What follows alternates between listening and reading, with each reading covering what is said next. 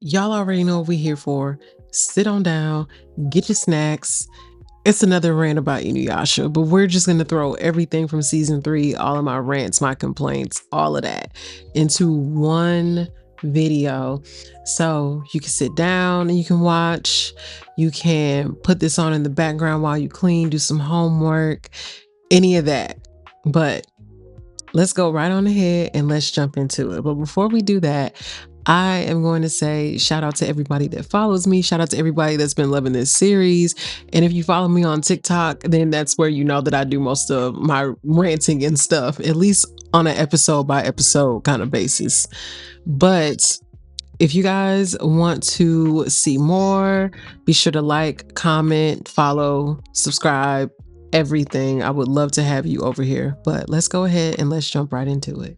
So let's go ahead and start with the biggest elephant in the room for me, the biggest complaint by far, which is y'all, the plot really did not move. Like, the plot didn't really do too much of anything when it came to season 3.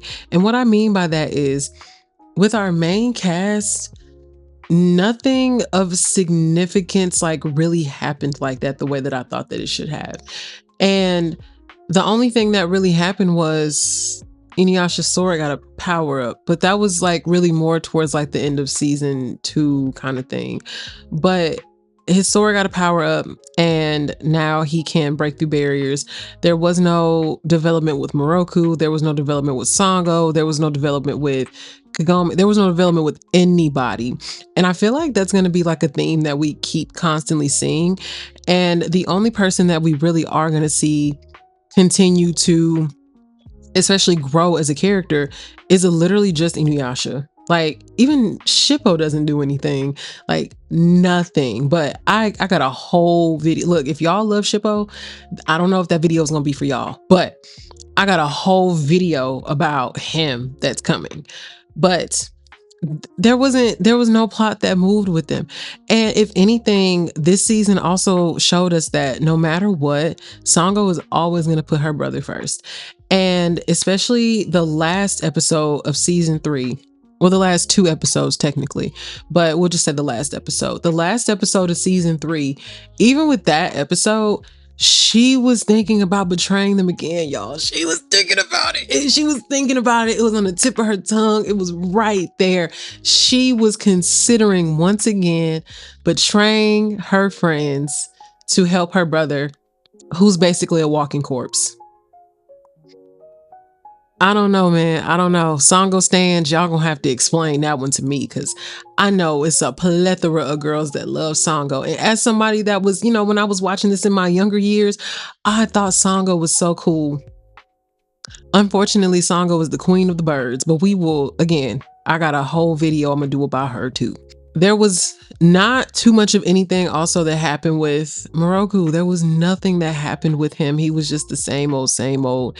And again, the only person that we saw progression with was Inuyasha. And speaking of progression with him, let's talk about how he and his brother actually kind of acted a little bit more like siblings this season rather than people that just hate each other. So what was really interesting to me the last couple of episodes was the fact that Naraku kind of like changed his tune. And he changed his tune really about like what to do with Shishomaru, because Kagura wanted to use him to, have her freedom. But poor baby, who's going to tell her that that doesn't happen? And even though she figured out that she and Naraku are one and the same, she and Naraku are pretty much, connected because she was born from him. I don't think it really clicked to her that she also can't, have her own thoughts and feelings and ideas and things of that nature to herself as well. So that also kind of was really something that I was like, okay, Kagura, baby, you can't, but you know that. Okay. So I think once he figured out that she was wanting to use Shishomaru to basically, him, he was just like, you know what? I'm finna take him out too. You know what? Him, and his brother gotta go. He wasn't an enemy, now he's an enemy. Okay. So that whole thing of him trying to basically bait the both of them and then them take each other out, it just didn't work the way that he thought it was going to, especially when they both started jumping Naraku. That was crazy. That was that was like a Jujutsu Kaisen level beating, if I do say so myself. The whole thing of like them being kind of more like brothers rather than like just two enemies, it was actually kind of cute to see. And when Inuyasha figured out that Shishomaru had a little mortal girl that he was running around with, he was just kind of like, oh, okay. Like he didn't think anything of it. He didn't say anything like crazy to him. He was just like a human girl because Kagome had told him before. She was like, there's a human girl traveling with him. And he was like, nah, that you're seeing things. Nah. Then when he does see her and she leaves with him, she's like, okay, bye. I'm going with Lord Shishomaru. And they're just like, okay, we guess. That was really ironic. And then like it even took me a second because I was like, wait a minute, yeah, like that's so crazy. Like it's the craziest thing with this rewatch has definitely been seeing how things play out and how things turn out and how things go in the long run. And you're like, oh wait, I feel like this is happening kind of late, but then you're like thinking about all the stuff in between and you're like, okay, that tracks, that checks out. Oh my goodness. Naraku and all of the incantations that he made. He made quite a few. He made quite a few. But we're going to talk about one in particular that was really interesting to me. And that is going to be the one where he was trying to basically like discard his heart. This is the first time we're seeing him discard his heart and get rid of it. And he was like, yeah, sorry to tell y'all, I love Kikyo. I love her down. I love her bad, but I don't want to love her. So I'm gonna get rid of my human heart so then I can Kikyo when I get the chance. I found it to be really interesting, like this particular incantation, because he didn't understand that he was connected to Naraku. He didn't understand like who he really and truly was. And he didn't understand that he was pretty much just being thrown and tossed to the side. And when he saw Kikyo, he immediately was like, I need that woman. Like, that's my woman. That's the love of my life. Like, I need her. And the way that he wasn't able to get her and he was just yearning for her and he just wanted her so bad.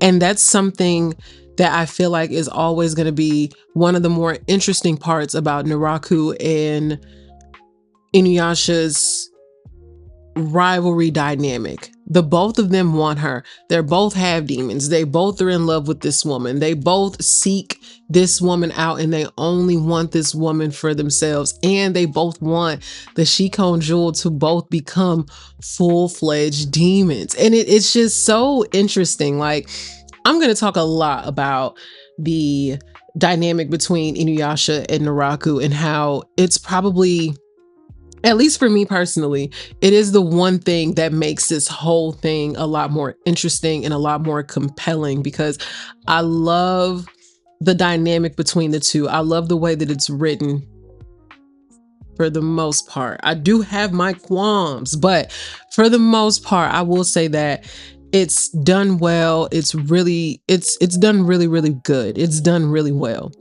And the thing that is just so interesting is Inuyasha is still like, we're still seeing him like, he's like, Kikyo did this to me, Kikyo did that to me, but he knows for a fact that he cannot stay away from that woman. And then here we are, Naraku's incantation, and he's like, no, I need her. Like, I need her bad. Like, I need her right now. That's my woman. That's my wife. I need everything. I need the air that woman breathes. And it was ironic how that was the moment where Inuyasha's like, yeah, I'm gonna turn it up a notch. Like, you can't have her. She literally said that she wanted me still. Like, we're still seeing each other. We're still going steady. Like, you don't have a chance in hell, bro. So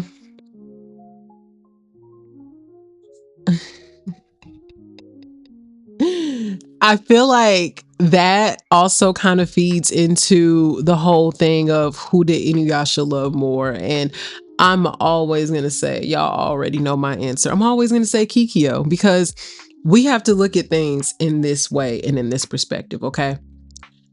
Kagome is only there because she is the only person besides Kikyo herself that can see the sacred jewels. Now, Moroku can feel the presence of the sacred jewels, but it's a little shaky, okay? That's even something that it took a little second for me to like pick up on, but Moroku can feel the presence of the sacred jewel, but it's kind of like, it's a little weird, it's a little shaky. So it's like he wouldn't really be too much of a reliable source. However, Kagome senses them. Kagome can see them. She can pinpoint exactly and tell you where they are. And of course, like, she is her reincarnation, but Kagome and Kikyo are two different people. And I feel like Inuyasha knows that as well. He knows that. And in his mind, he's not going to love Kagome ever the way that he loved Kikyo. Like, even though I know that they eventually end up getting married, I know that they end up eventually having a child, even though I don't necessarily consider the other series to be a canon series for a million and one reasons, one including that the author herself didn't write that, didn't green light it, any of that. But I know that all of that happens. However, I feel like Inuyasha settled. He couldn't have the woman that he wanted, so he got the next closest thing, which was someone that shared a soul with her. But that was when we really, really saw Inuyasha being like, I have to protect Kikyo. I have to do these things for Kikyo. I have to be the one to do these because I love her. Like, we really do start to see more of the thing of I love her versus like, I hate her and I got to get my get back for what she did to me. Because by this point, too, he is fully aware that Naraku played the both of them. He is fully aware of that. And now it's just a thing of, I have to make it up to her. Not necessarily like a sense of, maybe in the back of his mind, he does think that they can get back together. But now it's just, I have to protect her now because I failed at protecting her before. I really wasn't a big fan of that whole like random Thunder Brothers episode where they had like a younger sibling. I wasn't a fan. I wanted to skip it. I think I kind of like went through it a little bit, but I really wasn't a fan of it. I remember watching it before and I was like, what is the point of this episode? And I feel like when we get little episodes like that, it's just so that Shippo can have a moment. But to be honest with you, Shippo doesn't need a moment. He's such an insignificant character to me, and he really doesn't bring too much of what we need to the dynamic. Like, yeah, there's like moments where he, maybe can help do stuff like when Koga captured Kagome and he disguised himself as Koga to get out. But it's like, bro, you didn't get the tail right. You didn't get the tail right. The Panther Demons. Okay, so we got to talk about them. Okay, so with the whole thing with the Panther Demons and the Panther Demon tribe, I was slightly confused about the timeline for a second, because when they were initially talking about them, they were like, oh, your father fought the Panther Demons and da da da da. And then Inuyasha's getting information and he's like, okay, well, they're getting like two different stories. So when Inuyasha was hearing about it, Shishomaru wasn't there. But then when Jockin was talking about it, Shishomaru was there. And I was just like, wait a minute, hold on. Somebody's lying, because what? Then that's when it clicked to me. I said, oh my God, these people came back. So Shishomaru and Inuyasha's father fought the Panther Demons hundreds of years ago. Hundreds, with their master that they ended up like reincarnating and bringing back with the sacred jewel shards, and also with the souls of the other Panther Demons. That was crazy. I was like, y'all, that man does not care about y'all. He is willing to take y'all souls for him to live. I don't even know why y'all wanted to bring him back, but I digress. So brought him back. And they had fought hundreds of years ago.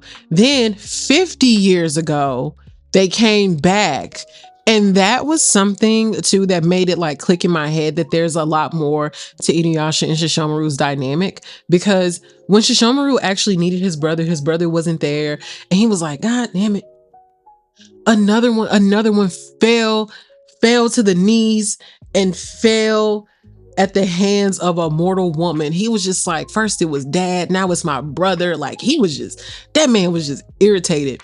And now that his brother is like back, and now he gets to like kind of give him a little bit of shit since he did that. Like he's like, bro, like really? A mortal? A human? Like look, as the oldest sister, when my younger siblings do something, I do be wanting to give them a little bit of shit. I'm not gonna lie. But I do think that he was a little disappointed because he was just like, dang, like you too. And granted, yes, Inuyasha didn't know their father, but it's like, still, you're just like your dad. Anyway, with the Panther Demons, like I said, they came back and then they fought, and now they're back again. And it's like they just kept coming back. They kept coming back. They kept coming back. And the only reason I think that they're not going to come back this time around, because if it was just like a regular fight and they lost, I absolutely think that they would come back. But I think the only reason that they're not coming back is because Shishomaru resurrected the souls, basically, or took out the souls of their comrades and put them back in their bodies, and then like help defeat their master that they brought back to life. Had he not done that and it was just a regular fight and then they beat him, I think the Panther Demons would have came back. Absolutely. With their track record, they for sure would have come back. But I think that the whole like Panther Demon thing was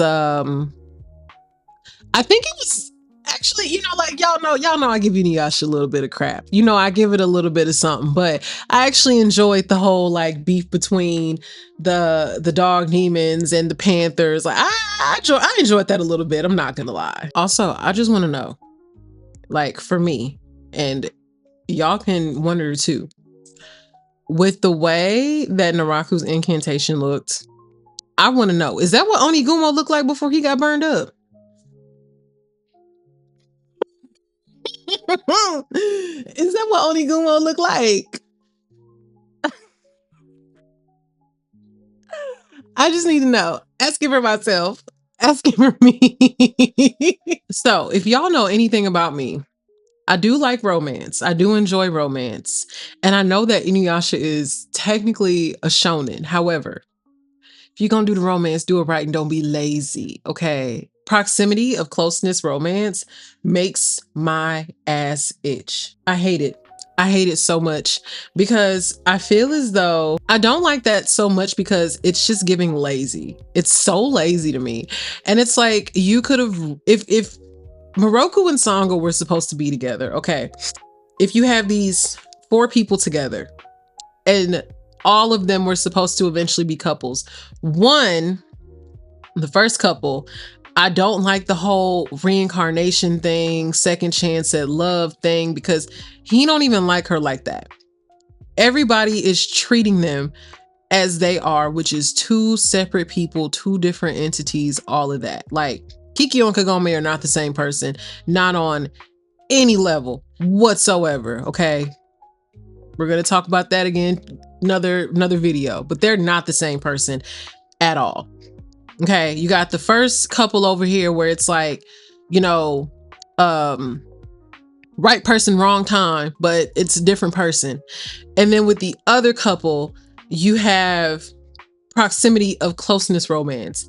At no point in time would Moroku and Sango have met each other. I know that she was with her family and they were like traveling demon hunters and stuff like that, but under any other circumstances, they would have never met. You're never going to convince me otherwise. They would have never met. And that's not even like her type of person. And I feel like because this is just someone that she's around all the time, and Sango has developed, which I feel like is the perfect dynamic in the show. She's developed this relationship with Inuyasha where it's like they're besties. Like they can say whatever to each other. They can, go about whatever with each other, and they're still friends, because at the end of the day, Those two are going to ride hard for each other.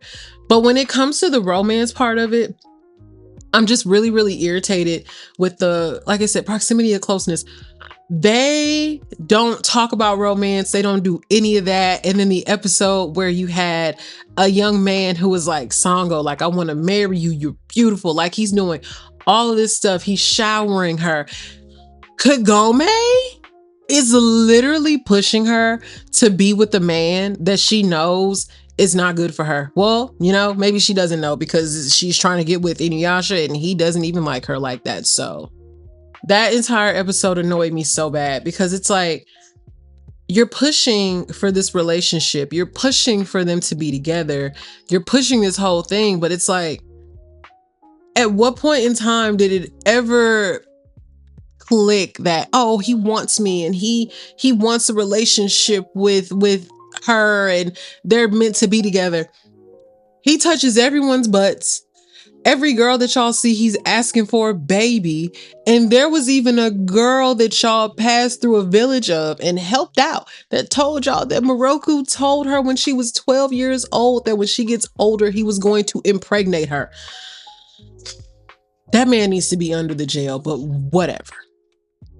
Under the jail, under the prison, under everything. He needs...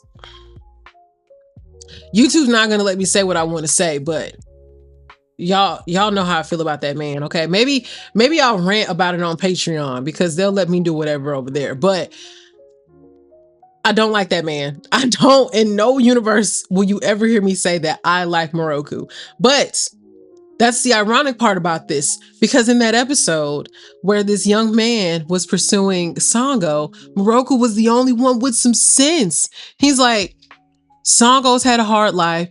Sango doesn't need to deal with this anymore. If Sango wants to marry him, let her. Sango deserves to be happy.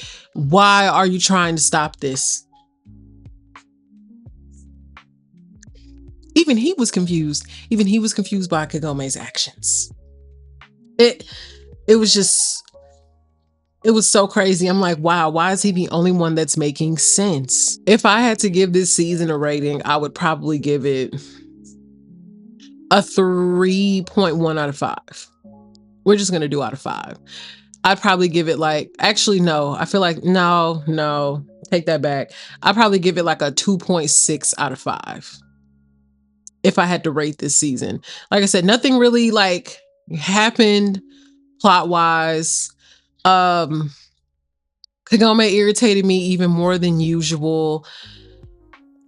And now I'm on season 4. And just to give you guys, if you have stayed to the end, I'm going to give you a little bit of a sneak peek on how I'm feeling about this. Ayame was always the better one for Koga, and Koga treating her as if she is not better for him.